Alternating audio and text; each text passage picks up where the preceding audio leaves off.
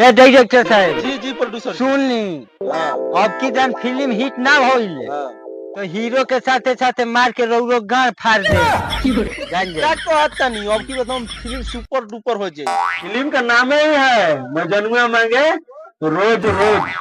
Hero जोन बा ना कर गाना हिट कोइले बा सुपर चली नु। अरे फिल्म एकदम 1 महीना तक सब हॉल में राउरे फिल्म चली एकदम सब पैसा दोगुना तेगुना रिकवरी हुई। तेल चटाई के दुकान खोल के हम बिजनेस लाइन में हेलो कह देनी प्रोड्यूसर जी फिल्म हिट कोई टेंशन मत ले हीरो के एंट्री कराओ तनी देखी। ठीक ठीक प्रोड्यूसर जी जी फिल्म स्टार्ट करो तनी take number 1 camera action roll start.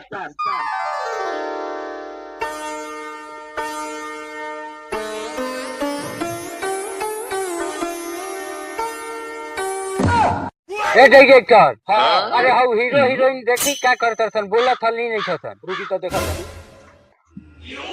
ए हीरो हीरो ए हीरो हीरो।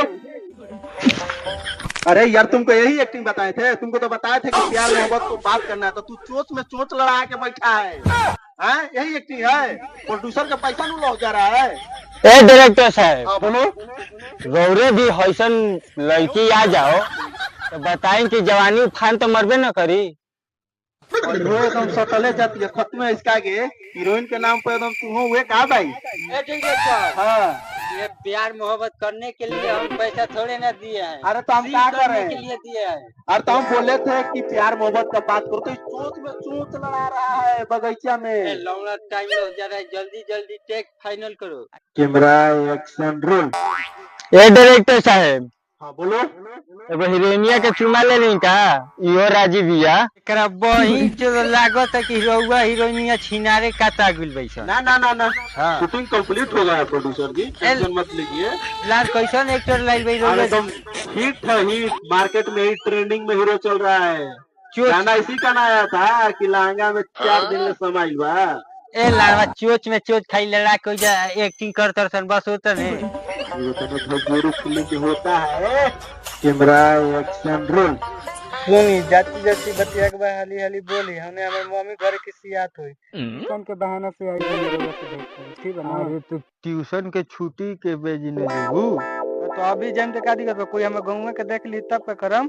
अरे हेने बगीचा में के आवता तहरा के देख काहे ना देखी देखी और चिलारवा का बेटा आवत हुए थी खरी खाती नहीं का वो करा का 2 रुपया दे देम चॉकलेट खाए के कुछ ना कही रउआ सब खाली आसाने बुझा लोगे ना। जा दी हम जाते नहीं। Take 1 final final good good good good good good. देखनी अरे महाराज रउरत एक्टर बढ़िया लाइल भाई खाली चोच लड़ावे में दिक्कत करता है। ये तना तनी मनी होला भोजपुरी फिल्म में एकदम देखो ना फिल्म सुपर डुपर जाए। ठीक बा जल्दी टेक नंबर 2 करवाई। एकदम स्टार्ट होता है बैठी। अरे रउआ टेंशन मत ले बैठी हमरा से मत करवा अरे रउरा फाइनल होई। ए डायरेक्टर साहब जल्दी स्टार्ट करवाइए टाइम मालूम हो रहा है। Camera action roll start. अपना हबड़ाइल का बरू जाए हम मम्मी खोजत हुई हम जाते नहीं। तो चलो तब जात रही तो हो वाला एक भी कमा कर ले जाओ। कौन वाला कम हुआ अरे हो वाला बतिया ले जाओ। कौन बतिया रतिया वाला बतिया कट कट कट कट कट कट कट कट एकदम साफा हीरो छिनार निकल गया है। माधर चौथ के भगाओ उसको भोसड़ी खाली चोच में चोच लड़ाने के लिए आया है यहाँ। अरे हीरो है तो कैसे भगा के सर।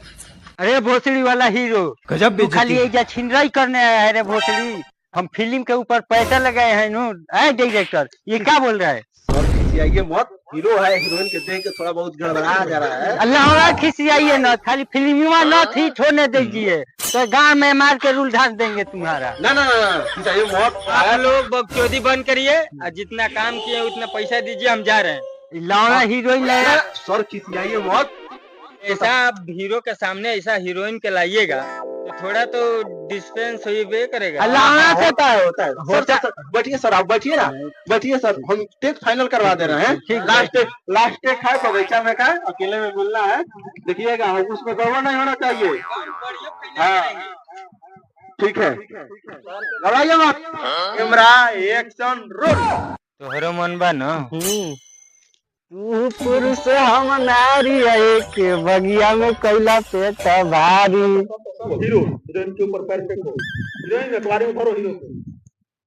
विलेन का एंट्री विलेन आ जाओ।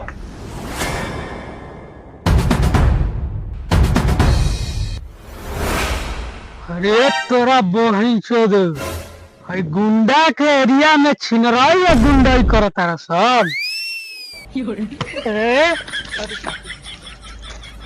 भाग मार कहा रे फिर जवानी छोड़ल है कहाँ गए ढेर जवानी पर चढ़ल ढेर कैसन सारा हीरोइन दिया। अच्छा पकड़ो पकड़ो कि पकड़ो। देख लेनी प्रोड्यूसर जी कैसे टेक फाइनल होता है एक बार में, एकदम फिल्म सुपर डुपर जाएगा, सुपर सुपर एकदम सुपर फिल्म जाएगा।